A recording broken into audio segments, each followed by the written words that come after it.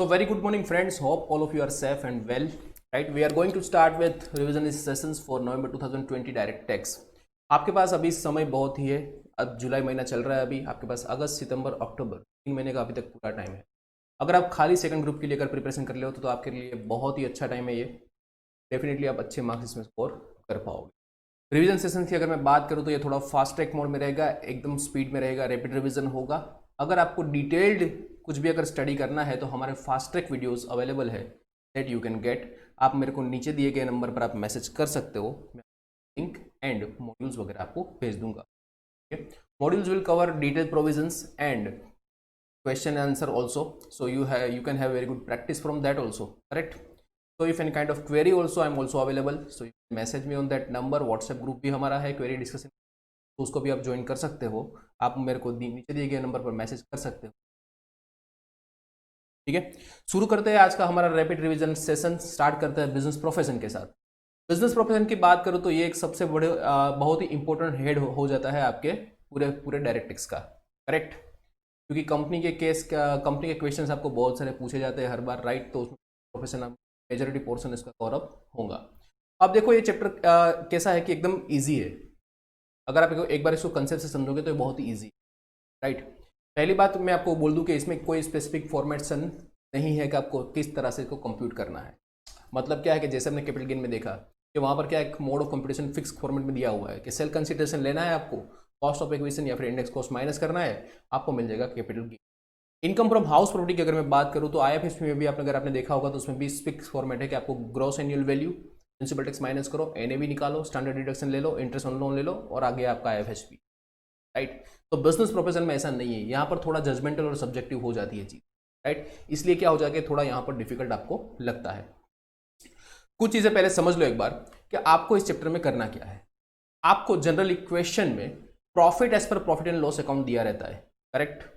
ऐसा आपने जितने भी शायद आपने क्वेश्चन की प्रैक्टिस की होगी तो आपको वहां पर क्वेश्चन में profit and loss as per PNL account दिया जा रहा है। अब पीएनएल अकाउंट जो होता है, अगर आप यहां पर देखोगे सेक्शन 29 की अगर मैं बात करूं तो सेक्शन 29 खाली इतना ही बोलता है, income refer to in section 28 computed in accordance with section 30 to 43।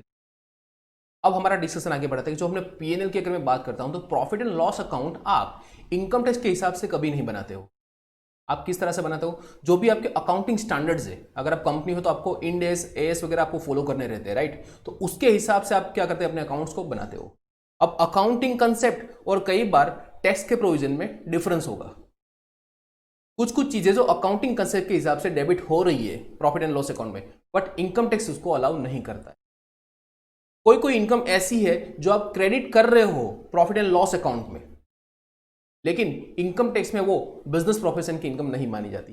For example, मान लो कोई कंपनी की कोई प्रॉपर्टी है, अब कंपनी ने उस प्रॉपर्टी को रेंट पे दिया, उससे रेंटल इनकम हो रही है, तो that is income from house property. अब कंपनी जब भी अपना अकाउंटिंग करेगी उसमें तो डिफरेंशिएट नहीं करेगी ना चीज को, राइट? उसको तो वहां पर क्या होगा, प्रॉफिट एंड लॉस में वो क्रेडिट होने वाला ही है, but according to income tax मुझे क्या करना पड़ेगा, उस इनकम को वहां से निकालना पड़ेगा। तो such income which is credited to profit and loss account does not belong to the head business profession, then in that case I have to remove that। तो उस इनकम को वहां से मुझे निकालना। कुछ ऐसे एक्सपेंडिचर जैसे डोनेशन, अब डोनेशन इनकम टैक्स में अलाउड नहीं है, राइट? डोनेशन इनकम टैक्स में अलाउड नहीं है, बट अगर कंपनी ने कोई डोनेशन दिया है तो डेफिनेटली वो प्रॉफिट एंड लॉस में क्या करेगी, उसको डेबिट करने वाली है। पॉलिटिकल पार्टी को कंट्रीब्यूशन दिया, राइट? तो वो भी डेबिट करने वाली है, प्रॉफिट एंड लॉस में वो डेबिट होने वाला है, बट इनकम टैक्स के हिसाब से वो अलाउड नहीं है। क्लियर? सो ऐसी काफी सारी चीजें हैं जहां पर आपके अकाउंट्स और अपना इनकम टैक्स डिफरेंशिएट करना है। बस आपको क्या करना है, उसी को एडजस्टमेंट करना है। 4 बातों का इस पर एडजस्टमेंट होगा। यहां पर प्रॉफिट एज पर पीएनएल आपका बेस बनेगा, उसमें से एक्सपेंस के रिलेटेड 2 आइटम और इनकम के रिलेटेड 2 आइटम। एक्सपेंस से रिलेटेड 2 आइटम कौन सी? ऐसे कोई भी एक्सपेंडिचर जो आपने डेबिट कर दिए हैं, ऐसे कोई भी एक्सपेंडिचर जो आप डेबिट कर चुके हो मतलब क्या हुआ कि आपका प्रॉफिट उससे कम हुआ है, बट इनकम टैक्स के हिसाब से वो अलाउड नहीं है, तो आपको क्या करना है, उसको एड बैक करना। Simple, correct? ऐसे कोई भी एक्सपेंडिचर जो अलाउड है as per income tax, but आपने अपने अकाउंट्स में उसको डेबिट नहीं किया है, तो उसको क्या करेंगे, हम माइनस करेंगे। उसकी इंपैक्ट क्या पड़ेगी, प्रॉफिट उससे कम होना चाहिए। For example depreciation according to income tax act और depreciation as per accounts books. तो बुक्स में जो अकाउंट में हमने डेप्रिसिएशन लिया है वो इनकम टैक्स के हिसाब से अलाउड नहीं है, तो हम क्या करते हैं वहां पर उसको एड बैक करते हैं, और depreciation as per income tax हम क्या करते हैं, माइनस करते हैं। करेक्ट। इनकम के रिलेटेड दो चीजें, कौन सी ऐसी कोई भी इनकम जो क्रेडिट होनी चाहिए थी, पीएनएल अकाउंट में, बट हमने क्रेडिट नहीं की है अकॉर्डिंग टू इनकम टैक्स, वो बिजनेस इनकम है बट हमारे पीएनएल में उसमें हमने उसको क्रेडिट नहीं किया है। अगर मैं क्रेडिट करूंगा उसको तो मेरी इनकम बढ़ेगी, मतलब क्या करना, मुझे प्लस करना उस चीज, add income which are not credited to PNL account दो it's a business profession income. अब इसका मैं अगर आपको एग्जांपल दूं, मान लो कोई पर्सन है, इंडिविजुअल कोई है, अगर वो कोई पार्टनरशिप फॉर्म में पार्टनर है, मान लो कोई इंडिविजुअल पार्टनरशिप फॉर्म में पार्टनर है, अब पार्टनरशिप से मिलने वाली रेम्यूनरेशन और पार्टनरशिप से मिलने वाला इंटरेस्ट, जो कैपिटल इंटरेस्ट मिलता है आपको, right, this both the things are business profession income.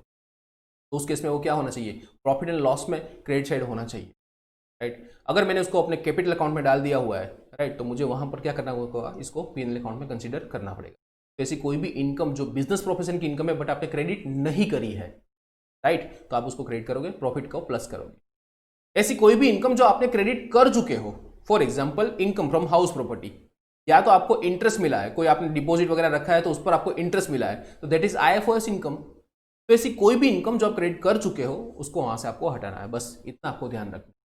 दूसरी बात, मेजोरिटी आपकी गलती कहां पर होती है, जब भी आप क्वेश्चन देखो तो उस चीज को एनालाइज करो, कौन सी चीज को। पहली बात तो देखो तो पहले असेसी कौन है, असेसी कौन है, इंडिविजुअल है, कंपनी है, फर्म है, एचयूएफ है, क्या है।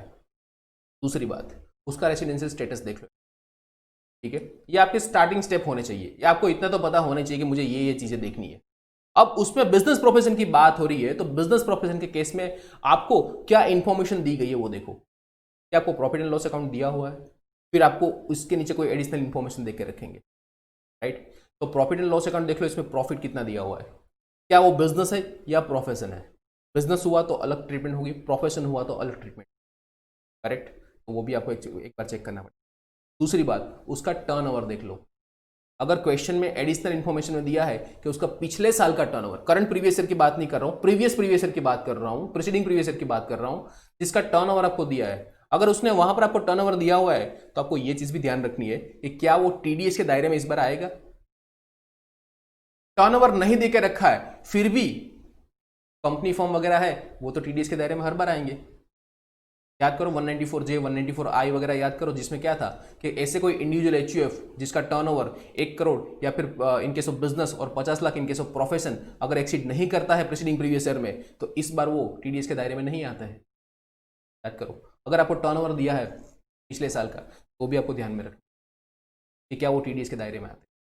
दूसरी बात, करंट ईयर का टर्नओवर देखो, करंट ईयर के टर्नओवर से आपको क्या पता चलेगा, करंट ईयर का सेल्स देखकर आपको पता चलेगा कि weather that particular assessee is falling under tax audit or not, तो 44 AB या AD उसको लगेगा कि नहीं लगेगा, करेक्ट।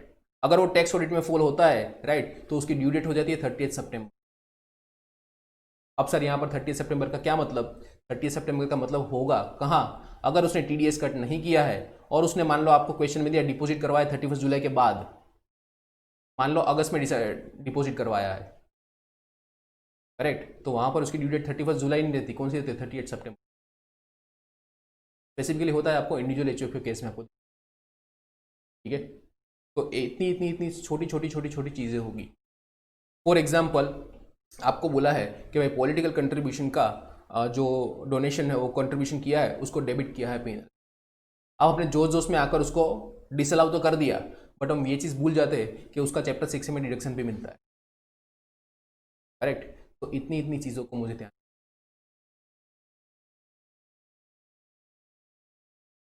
फिर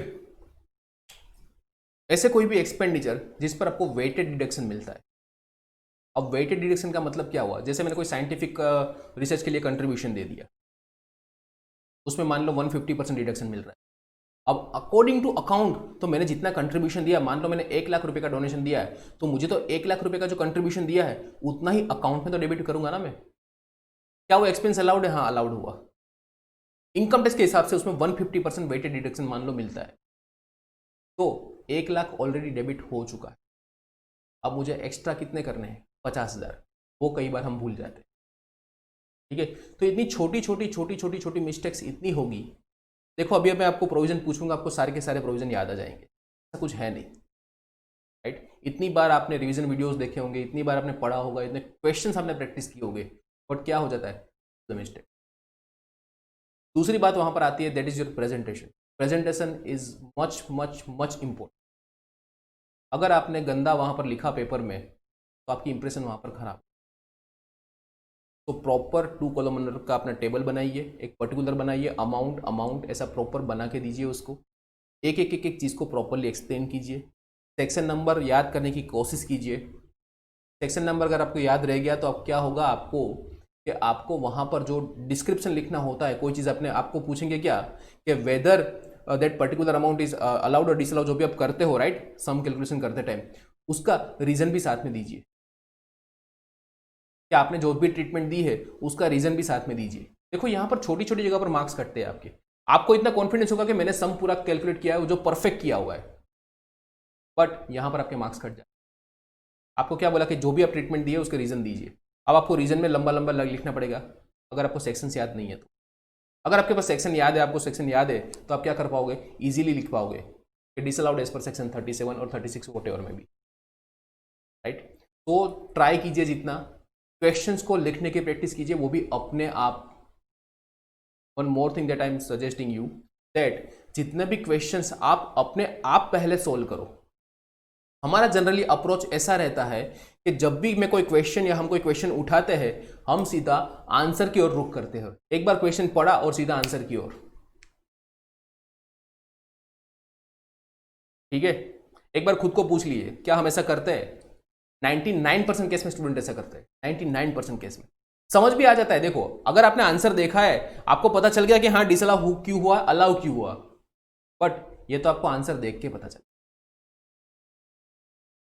आपने अपना दिमाग नहीं लगाया है। सो ऑलवेज ट्राई, आप ऐसी ट्राई करें, हमेशा ऐसी ट्राई करें जहां पर आपको पहले अपना दिमाग लगाइए, अपना दिमाग लगाकर एक बार उसको सॉल्व कीजिए। अगर आपके पास 15-20 क्वेश्चन है तो उसमें से खाली 5 क्वेश्चन को प्रॉपर तरीके से एग्जाम फॉर्म तरीके से लिखने की ट्राई कीजिए। Is very very very important. देखो आपका कॉन्फिडेंस कितना बूस्ट होगा। तो take care of this thing. चलिए अभी शुरुआत करते हैं। और भी अगर कुछ हेल्प अगर चाहिए आपको, कुछ क्वेरी क्वेश्चंस वगैरह कुछ भी है, can connect me any time on this. Let's start section number 28, profit and gain from business profession. सबसे पहले सेक्शन 28 के अंदर कौन सी इनकम जो होगी वो बिजनेस प्रोफेशन के अंदर कवर अप होती है। तो सबसे पहले होता है प्रॉफिट फ्रॉम बिजनेस प्रोफेशन। देखो यहाँ पर सबसे बड़ी चीज़ है कि यहाँ पर इतना खाली बोल दिया कि profit as per PNL account. अब पीएनएल अकाउंट बनाने के तरीके सबके अलग अलग, राइट। वहाँ पर यूनिफॉर्मिटी नहीं होगी, कोई चीज़ में अलाउ, कोई चीज़ में डेबिट करता हूँ, कोई चीज़ में डेबिट नहीं करता हूँ, ठीक है, करेक्ट। तो यहाँ पर ये काफ़ी सारे यहाँ पर problems create. Perquisite gift benefit, अगर मेरे को कोई बिजनेस गिफ्ट मिली है, राइट, तो वो भी यहाँ पर कहाँ पर कवर अप होगी, प्रोफेशन में आएगा। कंपनसेशन अगर मुझे मिला है, कोई भी मेरी टर्म्स कंडीशन या फिर कोई मतलब जो एजेंसी वगैरह है या मैनेजमेंट वगैरह है उसमें कोई में मॉडिफिकेशन वगैरह हुआ है, राइट, तो यहाँ पर क्या होगा, वो कंपनसेशन जो भी मिला है, जो मैंने अपना एजेंसी वगैरह जो वेस्ट कर दिया मैनेजमेंट इन गवर्नमेंट एटसेट्रा, तो उस केस में मुझे कंपनसेशन मिलेगा वो। फिर service for a members by trade, professional और सिमिलर एसोसिएशन पर्सन, उसमें अगर कोई मेंबर को सर्विस दी जाती है तो that will be a business profession income. Sum received under keyman insurance policy, incentive to exporter, sum received by partner. देखो यहाँ पर sum received by partner of firm, तब क्या हुआ, इंटरेस्ट एंड रेम्युनरेशन, ठीक है। उसके बाद है अगर आपने कैपिटल असेट, कोई भी अगर कैपिटल असेट जो 35 AD के अंदर आती है के रिगार्डिंग कोई इनकम हुई तो that will be a business profession income. Sum received under non compete fees. Non compete fees का मतलब क्या होगा कि अगर मैं कोई बिजनेस कर रहा हूँ और ये बिजनेस में किसी को दे रहा हूँ, राइट, और उसके लिए मैं एग्रीमेंट करता हूँ कि 3 साल तक मैं तेरे एरिया में बिजनेस नहीं करूँगा, right, that is called what, non compete fees. I will not compete in with in your jurisdiction और etcetera whatever may be, right, what according to the terms and condition. So that kind of income will be what, my revenue nature income and it will be business profession income, ठीक है। उसके बाद यहाँ पर एक exception ऐसा है कि अगर आपने कोई ट्रांसफर कर दिया राइट्स अगर मैंने राइट्स ट्रांसफर किया है वो तो क्या हो जाएगा, वो gain, because right is what, capital, correct. चलिए आगे बढ़ते हैं। कंपनसेशन और other payment due to received by any person in connection with termination. Termination मतलब टर्मिनेशन या फिर मॉडिफिकेशन। मेरा कोई कॉन्ट्रैक्ट वगैरह है, राइट, उसमें कोई टर्मिनेशन या कॉन्ट्रैक्ट टर्मिनेट हो जाता है या फिर उसमें कोई मॉडिफिकेशन हो जाती है, उसकी वजह से अगर मुझे कोई कंपनसेशन मिला है तो वो बिजनेस प्रोफेशन के हेड में कवर अप होगा। उसके बाद आता है एफएमवी ऑफ इन्वेंटरी। अब तक हमने कैपिटल गेन में एक चीज़ पढ़ी होगी कि हमने कैपिटल एसेट को स्टॉक इन ट्रेड में कन्वर्ट करते हैं, बट अगर स्टॉक इन ट्रेड को हमने कैपिटल एसेट बना दिया तो क्या होगा उस केस में। तो अगर आपने स्टॉक इन ट्रेड को कैपिटल एसेट में कन्वर्ट कर दिया है तो अब उस जो भी जनरेट होगी कैपिटल एसेट से इनकम, वो तो कैपिटल गेन के हेड में जाएगी। But what about business profession? तो बिजनेस प्रोफेशन के केस में क्या होगा कि आपने जिस दिन इन्वेंट्री को कन्वर्ट किया उस दिन उसकी एफएमवी कितनी थी, that will be your business profession, correct. So FMV of the inventory is on the date on which it is converted into. फिर मैंने सेक्शन 29 आपको ऑलरेडी बोल दिया है, वहाँ पर क्या बोला है कि 30 से लेकर 43D के आपको प्रोविजन देखने हैं और अकॉर्डिंगली आपको क्या करना है, कंप्यूटेशन करना है, मतलब अलाउंस डिसअलाउंस वगैरह आपको यहाँ पर देखना रहेगा, ठीक है। सेक्शन 30 बोलता है rent, rates, taxes, repairs etcetera in case of building. अगर बिल्डिंग वगैरह है तो उसका रेंट का एक्सपेंडिचर क्या मुझे मिलेगा, क्या उसके रिगार्डिंग टैक्सेस जो मैंने पे किए क्या वो मुझे मिलेंगे, क्या उसका रिपेयर्स इंश्योरेंस का एक्सपेंडिचर मिलेगा? Answer would B yes. देखो यहाँ पर अलाउड होगा एसएससी को, बराबर। अगर लेकिन मैं बिल्डिंग का मालिक खुद हूँ, बिल्डिंग का मालिक खुद हूँ, तो मैं अपने आप को रेंट पे नहीं कर सकता, तो वहाँ पर नॉर्मल रेंट क्या होगा, वो अलाउड नहीं होगा, ठीक है।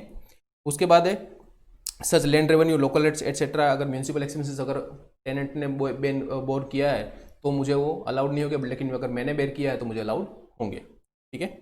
If expenditure in nature of capital, अगर आपने उसमें कोई मतलब बिल्डिंग में आपने कोई मॉडिफिकेशन वगैरह करवाया है और such expenditure are of capital in nature, ठीक है। सो कैपिटल नेचर का खर्चा जो भी है आपको अलाउड नहीं होता है as a deduction under PGBP. तो आपको क्या करना पड़ेगा, उसको कैपिटलाइज करना पड़ेगा, असेट की वैल्यू में ऐड करना पड़ेगा। लेकिन सर अगर टेनेंट हुआ और उसने जो भी एक्सपेंडिचर किया वो और वो भी कैपिटल नेचर का हुआ तो क्या होगा? तो टेनेंट के केस में देखो उसके पास खुद की बिल्डिंग तो है नहीं, उसने रेंट पे लिया हुआ, राइट। अगर मान लो ये क्लासेस है पूरा, उसको मैंने नेकेड लिया था पूरा रेंट पे, अब इसमें मैंने पीओपी करवाया, फर्नीचर करवाया, ये सब करवाया, राइट। तो जो भी इसमें मैंने करवाया है मॉडिफिकेशंस वगैरह, if it is in a capital nature then it will be treated as a building in the hands of tenant also, correct. और उस पर वो क्या करेगा, डेप्रिसिएशन चार्ज करेगा। चलिए ठीक है। फिर सबलेट की इनकम है अगर, राइट, तो सबलेट की इनकम में क्या होगा कि मैं जो अपने लैंडलॉर्ड को रेंट पे करता हूं और मुझे जो रेंट रिसीव हो रहा है उसका डिफरेंस में क्या करूंगा, यहां पर डेबिट करूंगा पीएनएल के, मतलब मैं क्या करूंगा, नेट रेंट को चार्ज करूंगा। उसके बाद होता है यहां पर बिल्डिंग था तो यहां पर है प्लांट एंड फर्नीचर। तो प्लांट एंड फर्नीचर के रिगार्डिंग अगर कोई मेरा रिपेयरिंग वगैरह का एक्सपेंडिचर वगैरह हुआ तो क्या होगा, मेरे को अलाउड होगा, right, but it must be in revenue in nature, ठीक है। फिर सेक्शन नंबर 32 डेप्रिसिएशन की बात करता है। डेप्रिसिएशन में क्या होगा कि अगर आपकी असेट यूसेज और ओनरशिप दो कंडीशन यहाँ पर सेटिस्फाई होनी चाहिए। देखो अगर आपको केस लॉस वगैरह भी कुछ पूछ लिया तो आपको ये शब्द ऐसे लिखने पड़ेंगे कि असेट का यूसेज और ओनरशिप दो चीज़ों पर आपका डेप्रिसिएशन ज़्यादातर क्या रहता है, मेंटेन डिपेंड करता है, करेक्ट। असेट मतलब आपने क्या कर पुट टू यूज़ की होनी चाहिए, अगर आपने 180 दिन से कम किया तो आपको आधा डेप्रिसिएशन अलाउड होगा, ठीक है। पैसिव यूज मतलब क्या कि केप्ट रेडी टू यूज, अगर आपका कोई भी एसेट ऐसी है जो रेडी टू यूज है तो इट डजंट मीन कि आप उसको रेगुलरली यूज करते होने चाहिए। जैसे फायर एक्सटिंग्विशर की अगर मैं बात करूँ, फायर एक्सटिंग्विशर ऐसी कोई एसेट है जो मतलब रेगुलरली यूज नहीं करते, राइट। ऐसा नहीं होता कि रोज आग लगाना थोड़ी थोड़ी और बुझाते रहना, राइट। तो वो क्या होता है, वो रेडी टू यूज होता है, तो उस केस में क्या होगा, आपको वो अलाउड होगा उसका डेप्रिसिएशन भी, ठीक है।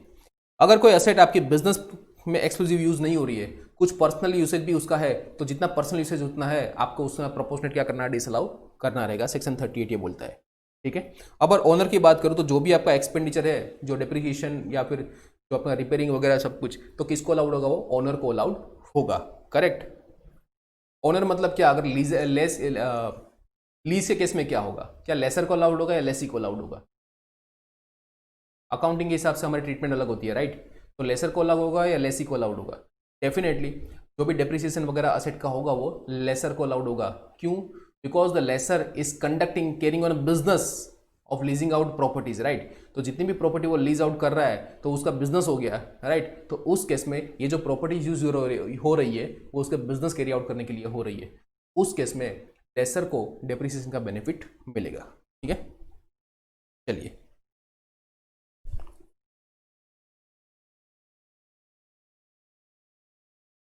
उसके बाद आता है कंप्यूटेशन कैसे करना है डेप्रिसिएशन का। तो डेफिनेटली दो मेथड यहाँ पर है, SLM और दूसरा आएगा आपका WDV।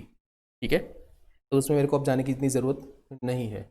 WDV के केस में आपको ब्लॉक ऑफ असेट बनाना पड़ेगा। ब्लॉक ऑफ असेट का मतलब क्या हुआ कि अगर आपका same rate, right, same rate और सेम क्लास की अगर कोई एसेट है तो उसका आपको क्या करना पड़ेगा, ब्लॉक करना पड़ेगा और ब्लॉक के हिसाब से आपको कैलकुलेट करते रहना है।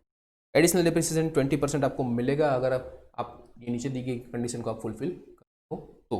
लेकिन अगर आपकी सेकंड हैंड एसेट है या फिर आपने यूज़ की हुई एसेट परचेस की है तो आपको वहाँ पर एडिशनल डिप्रिसिएशन बेनिफिट नहीं मिलेगा। ऑफिस यूज़ की कोई एसेट है तो आपको बेनिफिट नहीं मिलने वाला है। रोड ट्रांसपोर्टेशन व्हीकल है तो भी आपको इसका बेनिफिट नहीं मिलने वाला है। ठीक है, या फिर कोई ऐसी एसेट है जिसका आपको कंप्लीटली डिडक्शन अलाउड हो चुका है तो उस केस में भी आपको क्या होगा, बेनिफिट नहीं मिलने वाला है। चलिए, फिर बैकवर्ड एरिया में है तो आप हायर एडिशनल डिप्रिसिएशन क्लेम कर सकते हो। दैट विल बी 35%, 15% ज़्यादा, मतलब जो आपने अभी ऊपर हमने जो 20% देखा उसके ऊपर 15% और, मतलब टोटल 35% का आपको डिडक्शन, डिप्रिसिएशन का डिडक्शन मिलेगा। ठीक है, चलिए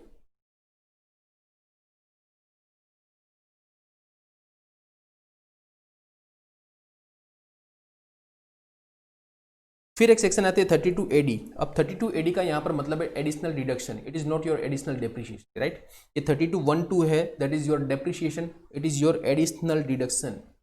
ये आपका डेप्रिसिएशन नहीं है। ठीक है, आपको ये चीज़ याद रखनी है। अब यहाँ पर ये डिडक्शन आपको है, आपको WDV ब्लॉक में से माइनस करना है because it is additional deduction not a depreciation, correct. इसका एग्जांपल मैंने आपको यहाँ पर दिया हुआ है, that you can go through once, आपको आइडिया आ जाएगा। फिर सक्सेशन, अमलगमेशन या डीमर्जर के केस में डेप्रिसिएशन कैसे अलाउड होगा। सक्सेशन, डीमर्जर या फिर कोई बिजनेस ऑर्गेनाइजेशन का केस है, उस केस में क्या हुआ, अगर वो सेक्शन 47 जो एग्जाम ट्रांसफर कंडीशन है अगर वो उसको फुलफिल करते रहते हैं, राइट, तो सबसे पहले क्या करना है, मुझे पहले तो टोटल डिप्रिसिएशन कंप्यूट करना है उस पर्टिकुलर असेट का, पर्टिकुलर ब्लॉक का, फिर उसको प्रपोर्शनेटली डिवाइड करना है। अगर मान लो 6 महीना अमालगमेटेड कंपनी ने यूज़ किया है और 6 महीना अमालगमेटिंग कंपनी ने यूज़ किया है तो उन दोनों के बीच में इतना जो भी है वो प्रपोर्शनेट हो जाएगा, राइट। मतलब पुराने और नए के बीच में टाइम के हिसाब से आपको क्या करना पड़ेगा, उसको प्रपोर्शनेट कर देना है। शर्त इतनी ही है, खाली इतनी ही है कि आपका जो टोटल डिप्रिसिएशन है वो दोनों का मिलके टोटल डिप्रिसिएशन जितना एक्चुअल अलाउड होना चाहिए उससे बढ़ना नहीं चाहिए। तो सिंपल सी बात है, इसमें क्या करोगे, पूरे साल का कैलकुलेट करो डिप्रिसिएशन और उसको नंबर ऑफ डेज जितना भी यूज़ किया है जिन लोगों ने, उसके हिसाब से क्या कर दो, उसको खाली प्रपोर्शनेट कर दो। It is very simple. Rates of depreciation में दो बदलाव इस बार आए हैं। Motor bus is running then on hire acquired and put to use between 28 August 19 to 31 March 20 के अगर है तो 45% आपको का डिप्रिसिएशन मिलने वाला है। इस डेट को याद रखना, आपके क्वेश्चन में ये चीज़ आ सकती है, राइट। आपको वहाँ पर बोलेंगे नहीं कि डिप्रिसिएशन कितना है, राइट, आपको वहाँ पर डेट दे देंगे। अब डेट से अपने को तो खाली दिमाग में इतना ही रहता है कि मुझे आधा डिप्रिसिएशन लेना है कि पूरा डिप्रिसिएशन लेना है। ठीक है, जब भी कोई डेट दी जाती है तो हमारा दिमाग में ये रहता है कि पुट टू यूज हुई है, क्या पूरे साल के लिए हुई है, आधे साल के लिए हुई है, तो हम वहाँ पर half rate of depreciation calculate करके आ जाते हैं। बट रेट इस बार याद रखना, ये 45% का रेट है इसमें, राइट। तो ये दोनों चीज़ को यहाँ पर ठीक से एकदम याद रखना, भूलना मत इसको। हो सकता है इसके चांसेस बहुत है आने के क्वेश्चन में। ठीक है, चलिए बाकी सब तो आप जानते ही हो, उसमें कुछ है नहीं, कुछ नया। कैरी फॉरवर्ड एंड डिप्रिसिएशन जो भी होगा, अब जनरली हमारा कैरी फॉरवर्ड एंड लॉस जो भी होता है, कैरी फॉरवर्ड एंड लॉस और सेट ऑफ वगैरह हमारा सेक्शन 70 से लेकर जो भी हमारा है वो गवर्न करता है, राइट। बट यहाँ पर कैरी फॉरवर्ड ऑफ डेप्रिसिएशन अगर कोई अनएब्जॉर्ब डेप्रिसिएशन रह गया है तो वो तो सेक्शन 32 गवर्न करता है। ठीक है, तो सबसे पहले हम क्या करेंगे, करंट ईयर डेप्रिसिएशन को माइनस करेंगे, उसके बाद बिजनेस लॉस को माइनस करेंगे, क्योंकि बिजनेस लॉस में एक लिमिटेशन रहती है, कौन सी, 8 साल या 4 साल वाली। और उसके बाद हम क्या करेंगे, अनएब्जॉर्ब डेप्रिसिएशन को माइनस करेंगे, बिकॉज अनएब्जॉर्ब डेप्रिसिएशन आपको इनडेफिनिट ईयर तक अलाउड होता है, आप कभी भी उसको आप सेट ऑफ कर सकते हो। उसके बाद आता है एक्चुअल कॉस्ट। अब एक्चुअल कॉस्ट का मतलब क्या हुआ, अगर आपने कोई एसेट एक्वायर की है तो उसकी कॉस्ट क्या मानी जाएगी, बिकॉज जो WDV मुझे कंप्यूट करना है, पहली बार अगर पहले साल अगर मैं WDV कंप्यूट करूंगा तो मैं क्या करूंगा, एक्चुअल कॉस्ट पे सर्टेन परसेंटेज निकालूंगा, करेक्ट, उसको माइनस करूंगा, फिर अगले साल वो WDV बनती जाएगी। तो पहली बार मुझे उस एसेट की एक्विजिशन कॉस्ट जरूरी है। इन केस ऑफ SLM ऑल्सो मुझे एक्चुअल कॉस्ट निकालना भी कंपलसरी हो जाता है, करेक्ट। अब कॉस्ट ऑफ असेट क्या होगी, तो आपने जितने में परचेस किए, राइट, वो प्लस उसके रिगार्डिंग जितने भी एक्सपेंडिचर हुए हैं वो, उसके रिगार्डिंग अगर आपने टैक्सेस वगैरह जो भी भरे है वो, लेकिन अगर आपने जो टैक्सेस वगैरह भरा है उसका अगर आपको रिबेट मिल रहा है, उसको अगर आप क्रेडिट क्लेम कर सकते हो तो उतना हम इंक्लूड नहीं करेंगे। फॉर एग्जाम्पल कोई मैंने कैपिटल असेट परचेस की है जिसमें मेरे को जीएसटी का क्रेडिट मिलता है, राइट, तो उस जीएसटी का पोर्शन जो भी है मुझे इंक्लूड नहीं करना रहता है, राइट। और गवर्नमेंट की ओर से कोई मुझे सब्सिडी वगैरह मिला है तो उतना भी मुझे क्या करना होगा, यहाँ पर माइनस करना होगा। और एक चीज़ यहाँ पर नहीं भूलनी है, वो क्या है कि अगर आपने असेट के परचेस करने के लिए अगर 10,000 से ऊपर कुछ भी पेमेंट किया हुआ है तो that amount of payment that you have made in cash, right, case अगर मैं बोलूँ या फिर मैं ऐसा बोलूँ अदरवाइज देन अकाउंट पे check, account payee bank draft या फिर ईसीएस और any other mode of electronic payment, उसके अलावा मैंने कुछ पेमेंट किया है वो भी 10,000 के ऊपर, तो दैट एंटायर अमाउंट मैं क्या करूंगा, अपनी एक्चुअल कॉस्ट में से इंक्लूड नहीं करूंगा, उसको वहां पर से एक्सक्लूड कर दूंगा, ठीक है। तो इतनी चीज़ आपको याद रखनी है। फिर अलग अलग केस में अलग अलग एक्चुअल कॉस्ट देके रखिए।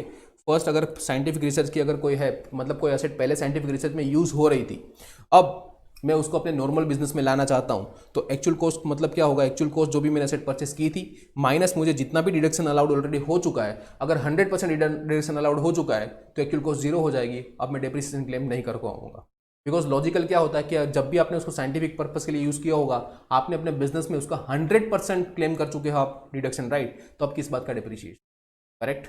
उसके बाद आता है गिफ्ट या फिर इनहेरिटेंस जो भी मिला है। अब गिफ्ट या इनहेरिटेंस मिला है तो उस केस में मेरी कॉस्ट क्या मानी जाएगी, there is cost to the previous owner, मतलब डब्ल्यूडी के हाथ में जो भी मेरी प्रीवियस ओनर के हाथ में जो भी डब्ल्यूडी होगी वो यहाँ पर क्या होगी, कवर अप हो जाएगी। उसके बाद सेकंड हैंड एसेट अगर मैं परचेस करता हूँ, सेकंड हैंड एसेट अगर मैंने परचेस की है, अब देखो यहाँ पर जनरली क्या होता है कि सेकंड हैंड एसेट या फिर रीएक्विजिशन या फिर जितना परचेज एंड लीज बैक वगैरह होते हैं ना, उसमें टैक्स प्लानिंग का बहुत ही काम होता है। मतलब कैसे कि मैं क्या करूँगा, जो भी पुरानी एसेट वगैरह है उसको हायर अमाउंट पे परचेस करूंगा ताकि मैं क्या कर सकूं, ज़्यादा अमाउंट क्लेम कर सकूं, और सामने वाले को अगर कैपिटल गेन हुआ तो भी कोई इतना फर्क पड़ने वाला नहीं होता है जनरली, राइट। तो इस तरह से मैं क्या कर सकता हूं, प्लानिंग कर सकता हूं। तो सेकंड हैंड केस में देखो क्या हुआ कि आपका इंटेंशन ऐसा है कि आपको हायर डेप्रिसिएशन क्लेम करना है, राइट। तो एओ उसका एफएमवी डिटरमाइन करेगा, फेयर वैल्यू क्या रहेगा, विद द अप्रूवल ऑफ जेसीआईटी। अगर मैं बोलूँ कि मैंने एसेट तो 50 लाख में परचेस किया है, राइट, और फेयर मार्केट वैल्यू उसकी है 30 लाख, तो 30 लाख पे मुझे डिप्रिसिएशन अलाउड होगा। बट उस केस में एओ को जेसीआईटी की परमिशन लेनी पड़ेगी और वो उसके बाद क्या कर सकता है, फेयर वैल्यू डिटरमाइन कर सकता है, ठीक है। उसके बाद आता है रीएक्विजिशन ऑफ असेट। रीएक्विजिशन मतलब क्या, पहले मैंने उसको बेचा फिर मैंने उसको वापस खरीदा, असेट भी वापस मेरे पास आ गई, अब अमाउंट बढ़ के आ गई, तो उस केस में क्या होगा, lower of WDV at the time of sale और reacquisition cost whichever is lower. मान लो जब मैंने बेचा था उस टाइम डब्ल्यूडीवी थी 10 लाख रुपए और मैंने रिक्वायर किया 15 लाख रुपए में, डेफिनेटली, राइट। तो 10 लाख रुपए जो डब्ल्यूडीवी थी वही मुझे क्या करना पड़ेगा, कंसिडर करना पड़ेगा, ठीक है। उसके बाद परचेज एंड लीज बैक, पहले मैंने एसेट को परचेज किया फिर वापस मैंने उसको लीज बैक कर दिया, तो उस केस में डब्ल्यूडीवी2 लेसी का जो डब्ल्यूडीवी होगा वही कंसीडर किया जाएगा।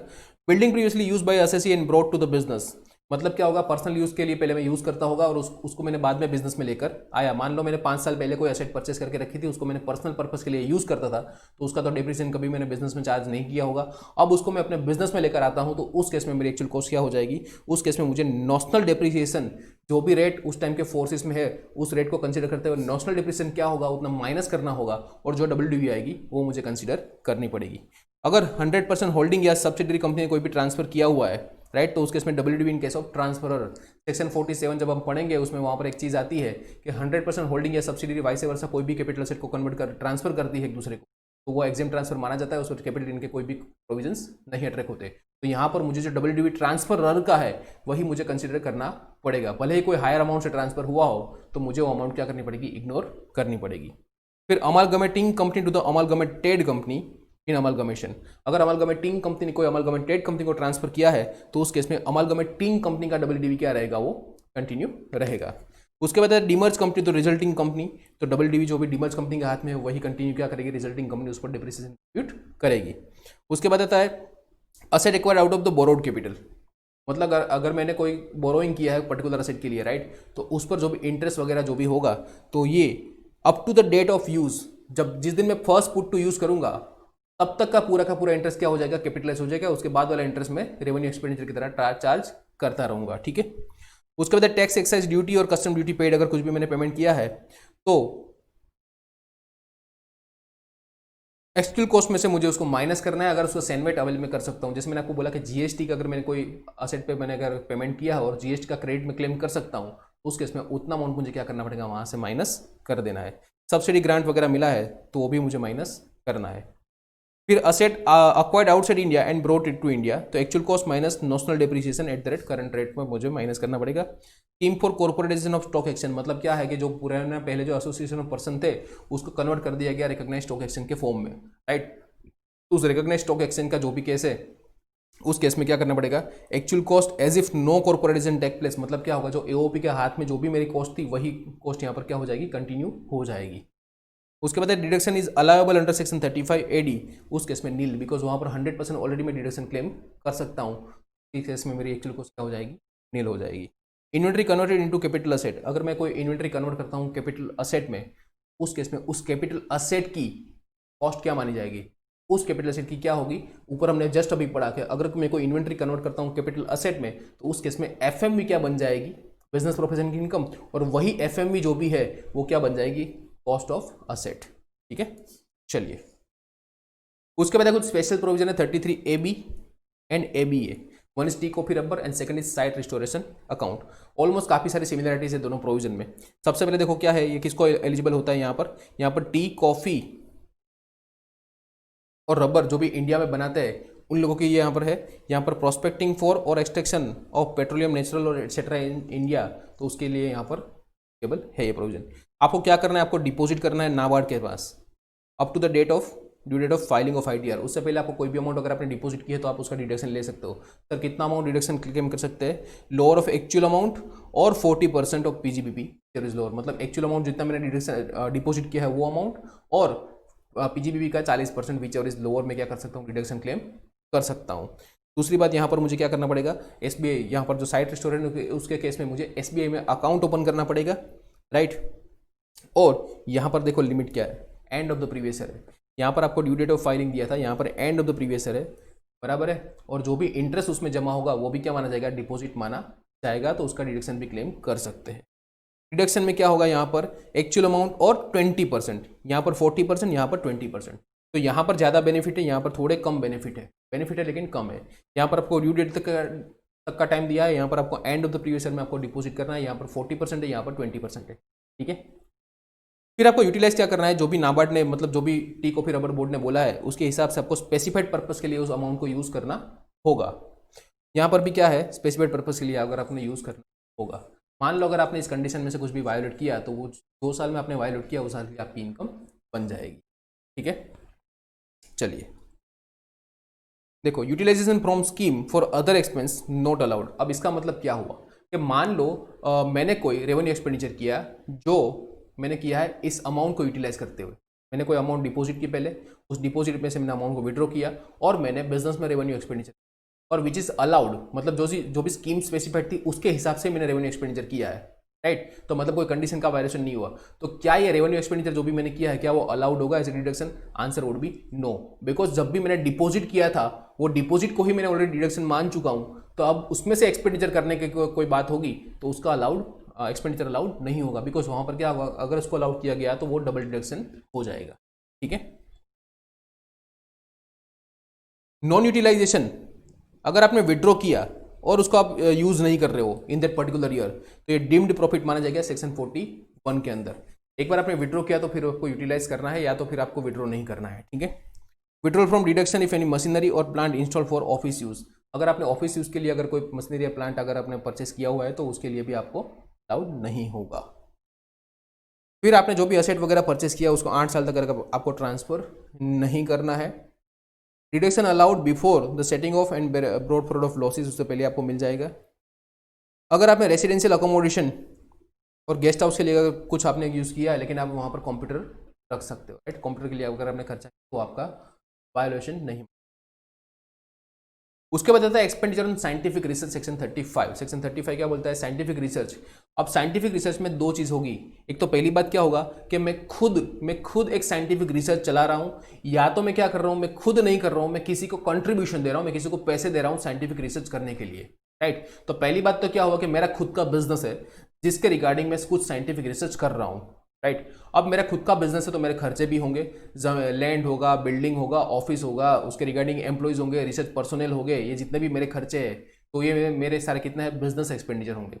लेकिन इन केस ऑफ कंट्रीब्यूशन, अगर मैं किसी और को कंट्रीब्यूशन दे रहा हूँ तो उस केस में मेरा कोई भी बिजनेस नहीं है, राइट। मेरा कोई भी बिजनेस नहीं है, मतलब ये रिसर्च वाला, अगर दूसरा कोई बिजनेस हो सकता है बट मेरा कोई रिसर्च वाला बिजनेस नहीं है, मैं तो क्या करता हूँ, सिंपली उसको क्या करता हूँ, कंट्रीब्यूशन दे देता हूँ। तो सबसे पहले अगर इन हाउस रिसर्च हो रहा है, मतलब मेरा खुद का रिसर्च का काम है, मेरा खुद का रिसर्च का काम है, राइट। तो उस केस में क्या होगा, दैट इज सबसे पहला एनी एसएससी, अगर कोई रिसर्च का काम कर रहा है तो कमेंसमेंट ऑफ बिजनेस से पहले कोई एक्सपेंडिचर हुआ है तो आपको उससे पहले के 3 साल तक के जितने भी एक्सपेंडिचर है वो आपको अलाउ हो सकते हैं। उस केस में आपको रेवेन्यू एक्सपेंडिचर, जो भी रिसर्च पर्सन की सैलरी है वो, प्लस रिसर्च मटेरियल जो भी आपका यूज हो रहा है वो आपको 100% अलाउड हो जाएगा। मतलब क्या होगा, जनरली कि हमारा बिजनेस कमेंस ही नहीं होता है, जब तक आपका बिजनेस कमेंस नहीं होता आपकी पीजीबीपी इनकम कंप्यूट नहीं होती है, राइट। तो कमेंसमेंट से पहले मैंने जो एक्सपेंडिचर किया है, प्री इनकॉर्पोरेशन एक्सपेंडिचर जो भी मैंने की है, क्या मुझे उसका डिडक्शन मिल सकता है? Answer would B yes. अगर आपने 3 साल तक खर्चा किया है तो आपको उसका डिडक्शन मिल सकता है, राइट। उसमें क्या क्या चीजें इंक्लूड होगी, रेवेन्यू एक्सपेंडिचर इंक्लूड होंगे, वो भी खाली सैलरी, और रिसर्च मटेरियल अगर आपने कोई यूज किया है तो उसका भी आपको डिडक्शन क्लेम कर सकते हो जब आपका बिजनेस स्टार्ट होगा तब, करेक्ट। आपको क्या करना है, उसको अक्यूमुलेट करते जाना है, पिछले 3 साल का खर्चा अक्यूमुलेट करो और जब आपका बिजनेस स्टार्ट होए तब आप उसको क्या कर सकते हो, क्लेम कर सकते हो। कैपिटल एक्सपेंडिचर क्या अलाउड होंगे? हाँ, कैपिटल एक्सपेंडिचर अलाउड होंगे, लेकिन उसमें लैंड का एक्सपेंडिचर आपको अलाउड नहीं होगा। आप 100% डिडक्शन क्लेम कर सकते हो। कमेंसमेंट के बाद क्या होगा, कमेंसमेंट के बाद तो देखो सिंपल सी बात है, कमेंसमेंट के बाद तो आपका जितने भी रेवेन्यू एक्सपेंडिचर थे वो तो डेफिनेटली अलाउड है, और अगर आपने कोई कैपिटल एक्सपेंडिचर किया है तो लैंड, अब यहाँ पर याद रखो दोनों केस में लैंड का कैपिटल एक्सपेंडिचर अलाउड नहीं होगा, और दोनों केस में आपको 100% डिडक्शन मिलने वाला है। डेफिनेटली रेवेन्यू एक्सपेंडिचर 100% मिलने ही वाला है, बट अगर आपने कोई बिल्डिंग एक्वायर की है तो उस केस में भी, या फिर आपने कोई प्लांट एंड मशीनरी भी एक्वायर की है तो उस केस में भी आपको क्या मिलेगा, 100% डिडक्शन आप क्लेम कर सकते हो। दूसरी बात है, इंडियन कंपनी अगर कोई हुई, इंडियन कंपनी याद रखना, इंडियन कंपनी ऐसा कोई बायोटेक्नोलॉजी मैन्युफैक्चरिंग वगैरह में है और वो बिजनेस क्या है, अप्रूव्ड है, राइट। तो उस केस में आपको जितने भी अगर आपने खर्चे किए हैं लैंड एंड बिल्डिंग के अलावा, उन सबका आपको वेटेड डिडक्शन मिलेगा 150%, राइट। उसके बाद आता है कि मैं खुद रिसर्च नहीं करता हूं, मैं खाली किसी और को कंट्रीब्यूशन कर रहा हूं, और उसको कंट्रीब्यूशन कर रहा हूं वो मेरा बिजनेस से रिलेटेड हो या ना हो, मुझे कोई फर्क नहीं पड़ने वाला है, right. So it is may और may not be related to the business. तो उस केस में अगर मैंने कोई कॉलेज यूनिवर्सिटी वगैरह को डिडक्शन कंट्रीब्यूशन दिया है, या तो आईआईटी नेशनल लेबोरेटरी को कंट्रीब्यूशन दिया है, या फिर कोई भी ऐसी इंडियन कंपनी है जो अप्रूव्ड है और वो रिसर्च एंड डेवलपमेंट का काम करती है, इन तीनों को अगर मैंने कोई कंट्रीब्यूशन दिया है तो उस केस में मुझे सबसे पहली बात, अगर वो साइंटिफिक पर्सन रिसर्च है, अगर कॉलेज यूनिवर्सिटी की बात करो और साइंटिफिक रिसर्च के लिए अगर मैं कोई कंट्रीब्यूशन दे रहा हूँ तो 150%, या सोशल स्टेटिस्टिकल है तो उसके लिए 100% का डिडक्शन मैं क्लेम कर सकता हूँ। उसके बाद साइंटिफिक रिसर्च सेक्शन 35(2) के अंदर आईआईटी नेशनल लेबोरेटरी को मैंने साइंटिफिक रिसर्च के लिए अगर मैंने उसको कंट्रीब्यूशन दिया है तो उसके इसमें 150%, और अप्रूव्ड इंडियन कंपनी है उसको साइंटिफिक रिसर्च के लिए दिया तो 100%, करेक्ट। चलो, दूसरी बात यहां पर ऐसी है कि मैंने कोई कंट्रीब्यूशन दिया किसी को, राइट। मान लो मैंने कोई यूनिवर्सिटी को कंट्रीब्यूशन दिया, बाद में उसको जो अप्रूवल मिला था अगर वो विड्रॉ हो चुका है तो क्या इसका मेरे कंट्रीब्यूशन पे कोई इंपैक्ट पड़ने वाला है? Answer would be no. मैंने जब कंट्रीब्यूशन दिया उस टाइम वो अप्रूव्ड था, आई कैन क्लेम डिडक्शन, ठीक है, आई can claim deduction from my business, correct. अब यहां पर आपने डिडक्शन ले चुके हो, यहां पर आप सेक्शन 35 के अंदर आप अपने पीजीबीपी में डिडक्शन ले चुके हो, तो वंस अगेन आपको चैप्टर 6 के अंदर जब हम आप जाएंगे तो वहां पर आपको वापस दूसरी बार डिडक्शन नहीं मिलने वाला है इसका, ठीक है। चलिए, उसके बाद आते हैं दो चीजें, 35AB A and ABB, spectrum और टेलीकॉम लाइसेंस की बात यहां पर हो रही है। स्पेक्ट्रम की बात करूं तो आपको कितना मिलेगा, तो क्या आपको जो भी अपने स्पेक्ट्रम के लिए खर्चा किया है आपको अपने जो टाइम पीरियड है वहां तक क्या करना पड़ेगा, इसको अमोर्टाइज करना पड़ेगा, ठीक है। सबसे पहले अगर आपने स्पेक्ट्रम फी को एक्चुअल में पेमेंट कर दिया है before commencement of business, commencement करने से पहले ही अगर आपने उसको पेमेंट कर चुके हैं तो उस केस में क्या करना पड़ेगा आपको, जितना भी आपका पीरियड, अब पीरियड की बात करूं तो पीरियड में आपको यहां पर डेट्स देखना कंपलसरी हो जाएगा, और डेट के हिसाब से आपके प्रीवियस ईयर यहां पर 10 या मतलब जो भी आपका प्रीवियस ईयर होगा वो कंप्यूट किया जाएगा। यहां पर देखो आपको क्या करना है, previous year of commencement to the previous year of expiry of licence, part of the previous year shall be counted as a full previous year.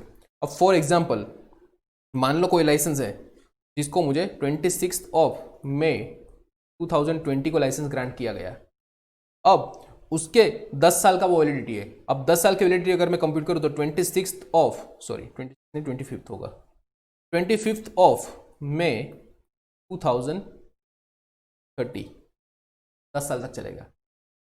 अब यहां पर मुझे पीरियड कंप्यूट करना है। अब यहां पर देखो प्रीवियस ईयर कितने हो जाएंगे। प्रीवियस ईयर सबसे पहले कौन सा होगा, शुरू करते हैं 20-21 से, तो 20-21, 21, 22, 22, 23, 23, 24, 26, 27, 27, 28,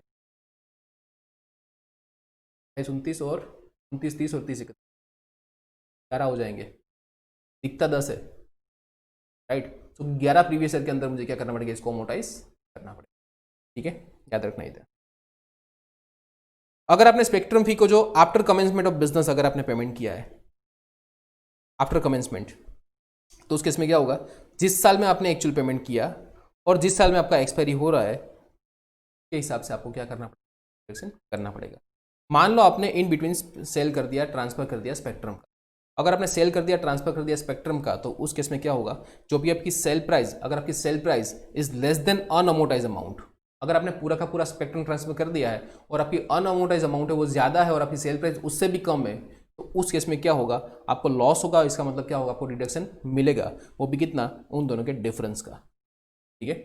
उसके बाद आता है अगर आपकी सेल प्राइस ज्यादा है, आपने आधा या फिर पूरा स्पेक्ट्रम बेच दिया है और आपकी सेल प्राइस ज्यादा है, अनअमोर्टाइज अमाउंट से ज्यादा है, तो उस केस में क्या होगा कि बिजनेस प्रोफेशन की इनकम आपकी क्या हो जाएगी, lower of sale price plus unamortize amount, मतलब सेल प्राइस में से अनअमोर्टाइज अमाउंट को लेस करो क्योंकि आपकी सेल प्राइस ज्यादा है, तो वो जो डिफरेंस आया वो, और आपको जितना अब तक का एक्सपेंडिचर अलाउ हो चुका है वो, उन दोनों का डिफरेंस क्या करो और उसका लोअर जो भी होगा वो आपकी बीजीबीपी की इनकम बनेगी। और उस केस में कैपिटल गेन क्या होगा कि आपने जो स्पेक्ट्रम बेचा है, राइट, तो spectrum is your capital asset, आप अगर आपने बेचा है उसमें, तो आपकी जितनी भी sale price minus cost of acquisition, जो नॉर्मल हम कैपिटल गेन कंप्यूट करते हैं, वो आपका वहां पर कैपिटल गेन माना जाएगा, ठीक है। उसके बाद sale price is less than unamortize amount, sale price अगर आपका कम हुआ है, राइट, और पार्ट ऑफ द स्पेक्ट्रम अगर आपने ट्रांसफर किया है, तो उस केस में देखो क्या होगा कि आपको अनअमोर्टाइज अमाउंट लेस सेल प्राइस, आपने जितने में बेच दिया उतने अमाउंट को माइनस करो, और जो आपका अनएक्सपायर्ड पीरियड है, अनएक्सपायर्ड पीरियड, उसके ऊपर क्या करो, पार्ट ऑफ द स्पेक्ट्रम जो भी आपका अवेलेबल है उसको अमोर्टाइज करते जाओ, ठीक है। चलिए, उसके बाद आता है सेक्शन 35AD। 35AD क्या बोलता है कि अगर आपने कोई इन्वेस्टमेंट किया कोई बिजनेस के अंदर, जिसको हम बोलेंगे स्पेसिफाइड बिजनेसेस, राइट, तो उस केस में अगर आपने इन्वेस्टमेंट किया है तो हम आपको 100% डिडक्शन अलाउ करेंगे। क्या क्या चीजें, लेट्स सी वंस। 14 यहां पर बिजनेस का जिक्र किया गया है, राइट, और उसकी कमेंसमेंट डेट भी यहां पर दी गई है। सबसे पहले देखो आपको क्या मिलेगा, कैपिटल एक्सपेंडिचर, आपका कैपेक्स जो भी है वो आपको 100% अलाउड होगा।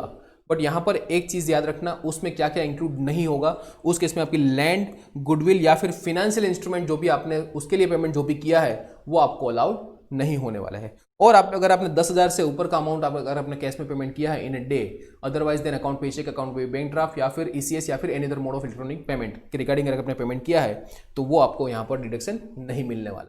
मान लो अगर आपने बिजनेस स्टार्ट किया उससे पहले अगर आपके कोई एक्सपेंडिचर है तो वो आपको अलाउड हो जाएंगे, जिस साल में आप बिजनेस कमेंस करोगे उस साल में आपको अलाउड हो जाएंगे, सब्जेक्ट टू क्या आपने उसको अपने बुक्स में कैपिटलाइज करना चाहिए, ठीक है। चलिए, उसके बाद जनरल कंडीशंस।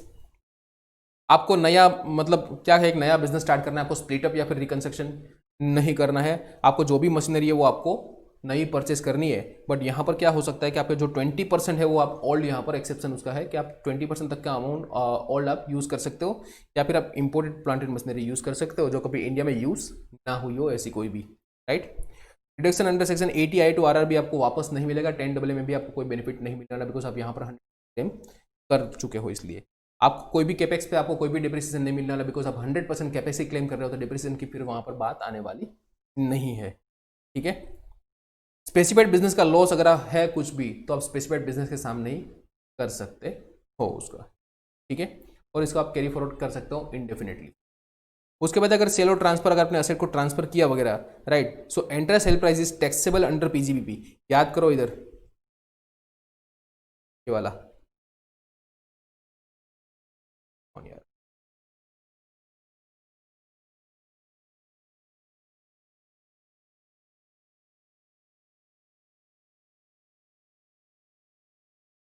ये रहा।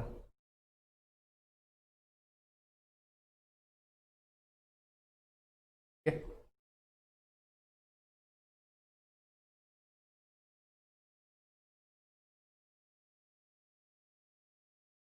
तो कंप्लीट अमाउंट क्या हो जाएगी आपकी बिजनेस प्रोफेशन की अमाउंट हो जाएगी, आपको उसमें कोई भी कैपिटल गेन राइज नहीं होने वाला है। ठीक है, फिर आपने जो भी स्पेसिफाइड बिजनेस की बात कर रहे हो यहाँ पर, तो आपको उसी स्पेसिफाइड बिजनेस के लिए आपको यूज़ करना है, कोई भी आपको अदर यूज़ नहीं करना है। अगर आपने कोई अदर यूज़ किया उसका 8 साल के अंदर, तो उस केस में आपकी डीम्ड इनकम मानी जाएगी, राइट।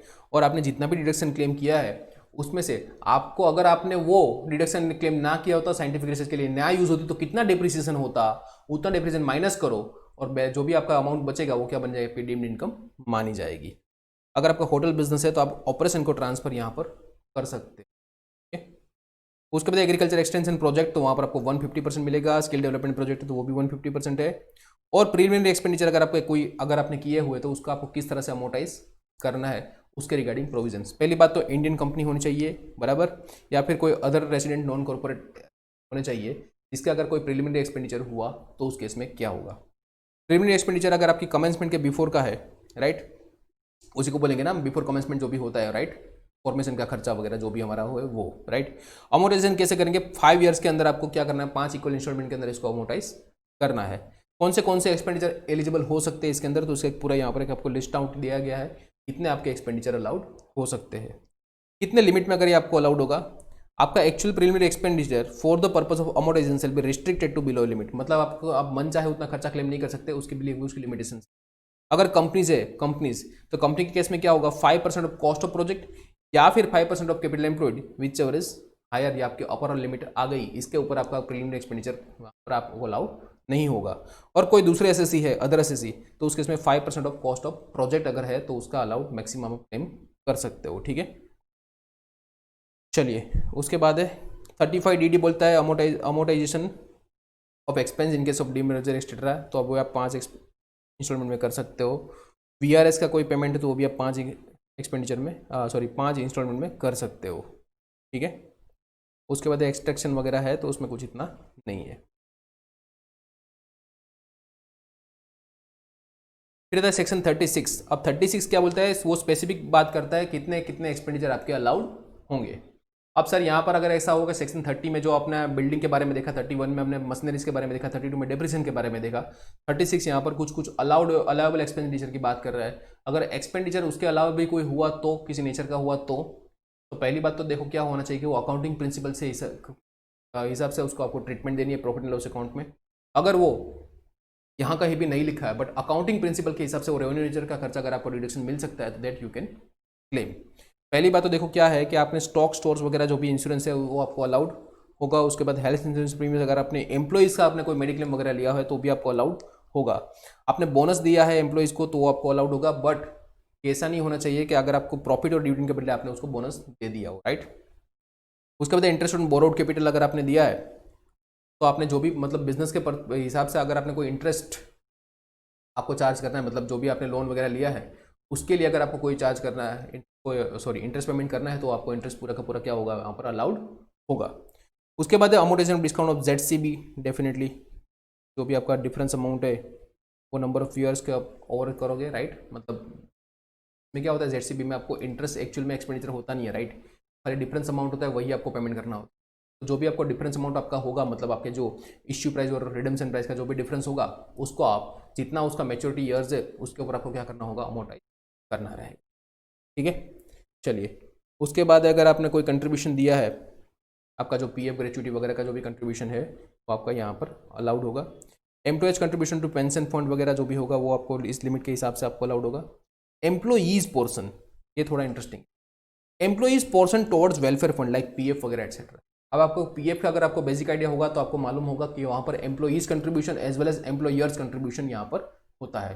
तो एम्प्लॉयर्स कंट्रीब्यूशन जो होगा, राइट, वो आपका रेवेन्यू एक्सपेंडिचर हो जाएगा, that will be allowed. But employees portion जो भी होगा आपने क्या किया, उसकी सैलरी से काटा हुआ है, राइट, और आपको टाइम पे डिपॉजिट करना है।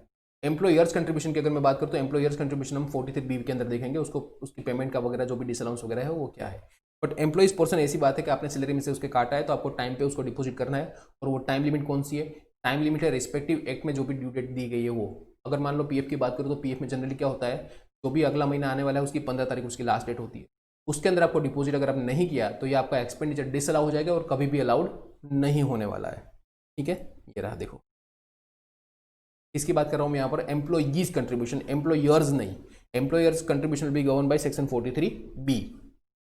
अलाउड होगा but subject to that 43B। Okay, फिर उसके बाद bad debt and provision for bad debt और डाउटफुल डेट की अगर मैं बात करूं तो प्रोविजन जनरली कोई भी तरह की अलाउड नहीं होती है। सबसे पहले प्रोविजंस देखो क्या होगी कि जनरल एसएससी को तो कोई भी प्रोविजंस यहाँ पर अलाउड नहीं होने वाला है, करेक्ट। लेकिन बैंक के केस में मैक्सिमम कुछ लिमिटेशंस दी गई है। स्पेसिफाइड अगर इंडियन बैंक से तो उसको 8.5%, रूरल ब्रांच है अगर उस बैंक की तो उसको 10% दिया गया है, और फॉरेन बैंक वगैरह है तो उसके इसमें 5% दिया है। यहाँ पर परसेंटेज है तो परसेंटेज आपको ये क्वेश्चन भी होना चाहिए कि परसेंटेज किस अमाउंट के मुझे निकालना है, राइट। तो यहाँ पर आपको टोटल इनकम निकालना है बिफोर डिडक्शन, यहाँ पर भी टोटल इनकम है, बट यहाँ पर एग्रीगेट एवरेज एडवांस आपको निकालने रहेंगे, राइट। उसके बाद बैड डेट, क्या बैड डेट सबको अलाउड होती है? हाँ, answer would B that bad debt सबको अलाउड होगी। अगर एसएससी जनरल एसएससी है तो उन सबको बैड डेट फुल्ली अलाउड हो जाएगी। लेकिन अगर बैंक की केस में बात करूँ तो बैंक केस में जिसको बीडीआर क्रिएट करने के परमिशन दिया है उसके केस में क्या होगा कि जो भी आपका बैड डेट हुआ वो पहले बीडीआर में से माइनस करो, जो बैलेंस अमाउंट बचे उसको फिर क्या करो आप रेवेन्यू एक्सपेंडिचर में से डिडक्शन क्लेम कर सकते हो, राइट। उसके लिए पहली बात है कि आपको ऐसा जरूरी है कि आपकी इनकम में वो इंक्लूड हो जाना चाहिए, मतलब पहले कोई भी उसकी रिगार्डिंग जो भी इनकम है वो आपकी टैक्स में ऑफर हुई होनी चाहिए, तभी आप उसका बैड डेट क्लेम कर सकते हो। फॉर एग्जांपल मैंने किसी को गुड्स बेचा था 2 साल पहले, अब तक वो पैसे दे ही नहीं रहा, वो बैड डेट हो चुका है, तो उसका मैं क्लेम कर सकता हूँ जो मैंने पहले इनकम के लिए ऑफर की होनी चाहिए। यहाँ पर एक और चीज़ बात है कि अगर मैंने उसको राइट ऑफ कर दिया बुक्स में दैट इज सफिशिएंट, मुझे कुछ इसमें प्रूव करने की जरूरत नहीं है, ठीक है। उसके बाद फैमिली प्लानिंग है तो उस केस में खाली कंपनी को ही अलाउड होगा कि रेवेन्यू एक्सपेंडिचर तो फुल्ली अलाउड डेफिनेटली वो तो होने वाला है, बट कैपेक्स भी आपको 5 इक्वल इंस्टॉलमेंट में अलाउड होगा, right. Deduction of securities transaction tax, अगर आपने कोई एसटीटी पेमेंट किया है तो आपको अलाउड होगा, आपने कोई सीटीटी पेमेंट किया तो उसका भी अलाउड होगा। मार्क टू मार्केट लॉस अगर आईसीडीएस के हिसाब से अगर आपको अलाउड है, परमिटेड है, तो आप वहाँ पर उसका डिडक्शन क्लेम कर सकते हो। कोऑपरेटिव सोसाइटी वगैरह ठीक है, अब तो इसको कोई है नहीं। अब बात आती है रेसिड्यूरी एक्सपेंस की। रेसिड्यूरी एक्सपेंस की अगर मैं बात करूं तो मान लो सेक्शन 30 जो हमने पढ़ा और 30 से लेकर 36 तक कोई भी एक्सपेंडिचर का अगर जिक्र नहीं हुआ है, for example loss of stock by fire, आग हुई हमारे गोडाउन में, राइट, और उसमें हमारा स्टॉक जल गया, उस केस में डिडक्शन मिलेगा क्या? सेक्शन 30 में बोला नो, 31 में नो, 32 में नो, में नहीं बोला, तो पर्टिकुलरली कहीं पर भी मेंशन, क्या वो एक्सपेंडिचर अलाउ हो? Answer would B yes, because मैंने अभी जस्ट आपको क्या बोला कि नॉर्मल अकाउंटिंग प्रिंसिपल के हिसाब से क्या वो खर्चा डेबिट होना चाहिए? क्या वो लॉस रेवेन्यू नेचर का है? Answer is yes, right. Then I can claim such kind of expenditure. Clear? So section 37 क्या बोलता है कि रेवेन्यू एक्सपेंडिचर है जो नेचर ऑफ बिजनेस के है वो आपको यहां पर कवर अप हो जाएंगे। It should not be personal expenditure आपके नहीं होने चाहिए, कैपिटल नेचर का भी खर्चा नहीं होना चाहिए, या फिर कोई ऐसा प्रोहिबिटेड वाला खर्चा भी नहीं होना चाहिए, राइट। अगर अपना हमारा वहाँ पर एक केस स्टडी है, राइट, उसमें हमने क्या पढ़ा था ऐसा कि अगर कोई जो फार्मास्यूटिकल कंपनीज वगैरह है वो डॉक्टर को फ्रीबीज वगैरह देती है, राइट, फ्रीबीज मतलब जो गिफ्ट वगैरह देती है, क्या वो अलाउड होने चाहिए ऐसे काइंड ऑफ एक्सपेंडिचर? क्या वो कमीशन के तौर पे उसको अलाउड किया जा सकता है? Answer would be no, because it is illegal. अब वो इलीगल कैसे हो गया? बिकॉज जो भी मेडिकल का जो भी प्रोफेशनल कोड ऑफ कंडक्ट है, जैसे अपना सीए का है code of conduct, right, CA act, वैसे भी मेडिकल का जो भी कोड ऑफ कंडक्ट है उसके हिसाब से such kind of commission is prohibited. So वो प्रोहिबिटेड हो गया या फिर वो इलीगल हो जाएगा। सच kind of illegal expenditure will not be allowed. उसके बाद सीएसआर एक्सपेंडिचर आपको कभी भी अलाउड नहीं होगा, because it is not your related to your business, so it will not be allowed. इसके पीछे का लॉजिक ये दिया गया है। Advertisements in the souvenir of political parties not allowed, but यहाँ पर आपको एक चीज याद रखनी है कि पॉलिटिकल पार्टीज को दिया गया कंट्रीब्यूशन यहाँ पर डिसअलाउ किया गया है, बट वो एक्सपेंडिचर आप चैप्टर 6 के डिडक्शन में क्लेम कर सकते हो। वो चीज आपको याद रखनी है, यहाँ पर डिसअलाउ करना है और वहां पर आपको उसका डिडक्शन क्लेम करना है, वो भूल नहीं जाना है, ठीक है। चलिए, उसके बाद कीमेन इंश्योरेंस पॉलिसी है तो उसके रिगार्डिंग आपका एक्सपेंडिचर अलाउड होगा। फिर कुछ चीज़ें यहाँ पर देखो, इनकम टैक्स आपका पर्सनल एक्सपेंडिचर होता है, वो कभी भी अलाउड नहीं होता है। लेकिन अगर आपने कंसल्टेंसी ली हुई है इनकम टैक्स की, तो उसके लिए अगर आपने कोई फीस पे की है एडवोकेट या फिर सीए को, तो वो अलाउड हो सकती है। ठीक है। Interest on indirect tax will be allowed, but interest on direct tax will not be allowed. क्या पेनल्टी अलाउड हो सकती है? तो पेनल्टी के केस में भी दो बातें हो सकती है। अगर penalty is violation, penalty is for breach of law is not allowed, but breach of contract तो रेवेन्यू नेचर हो जाएगी और आपको अलाउड होगी। ठीक है। फिर सेक्शन 38 का जिक्र मैंने ऑलरेडी कर चुका हूं कि अगर आपका कोई पर्सनल यूज भी हो रहा है कोई ऑफ और any asset which is not exclusively for the purpose of business, then उस केस में आपको क्या करना पड़ेगा? प्रोपोर्शनेटली आपको क्लेम पड़ेगा। ठीक है।